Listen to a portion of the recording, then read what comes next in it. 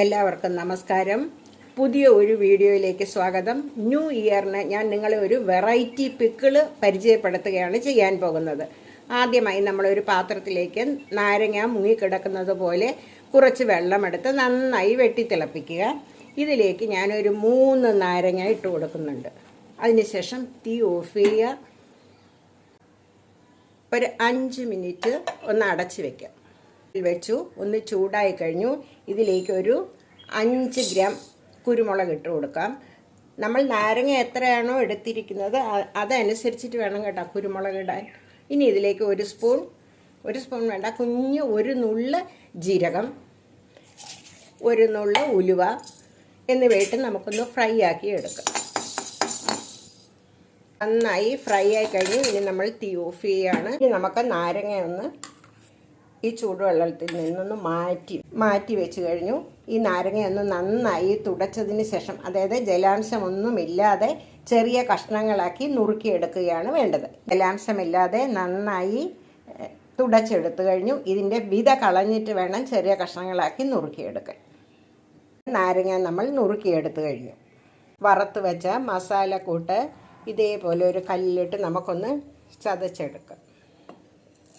ഈ ഒരു പാകത്തിൽ പൊടിച്ചെടുക്കുക.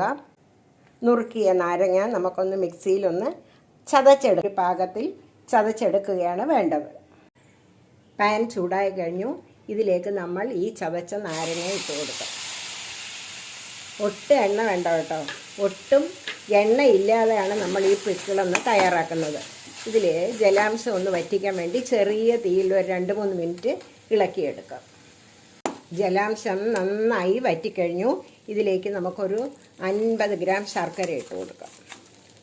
ചെറിയ തീയിലൊന്ന് അലിയിച്ചെടുക്കാം. നന്നായി അലിഞ്ഞു കഴിഞ്ഞു. ഇതിലേക്ക് നമ്മൾ വറുത്ത് പൊടിച്ച് വെച്ച മസാല ഇട്ട് കൊടുക്കുക. കുരുമുളകും ജീരകവും ഉലുവയും കൂടി പൊടിച്ചതാണ്. ഇതിലേക്ക് മുളക് പൊടി ഇട്ട് കൊടുക്കുക. പാകത്തിന് കല്ലുപ്പും ഇട്ട് കൊടുക്കുക. അതിനുശേഷം വീണ്ടും ചെറു തീയിൽ നന്നായി ജാം പോലെ വരട്ടിയെടുക്കുകയാണ് വേണ്ടത്. നമ്മളുടെ പിക്കിൾ നന്നായി വരണ്ട് വന്നു കഴിഞ്ഞുണ്ടാവും. ഒരു തുള്ളി എണ്ണ ഒഴിച്ചില്ലെങ്കിലും കണ്ടാവും എല്ലാം എത്ര നന്നായാണ് വന്നിരിക്കുന്നതെന്ന്. ഇനി ഇതിലേക്ക് നമുക്ക് കുറച്ച് കായപ്പൊടി ഇട്ട് കൊടുക്കുക.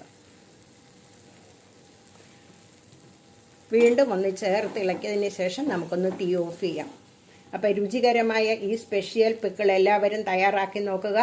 ചാനൽ കാണുക, സപ്പോർട്ട് ചെയ്യുക. എല്ലാവർക്കും നല്ല ഒരു ദിവസം ആശംസിക്കുന്നു. നന്ദി, നമസ്കാരം. Thank you.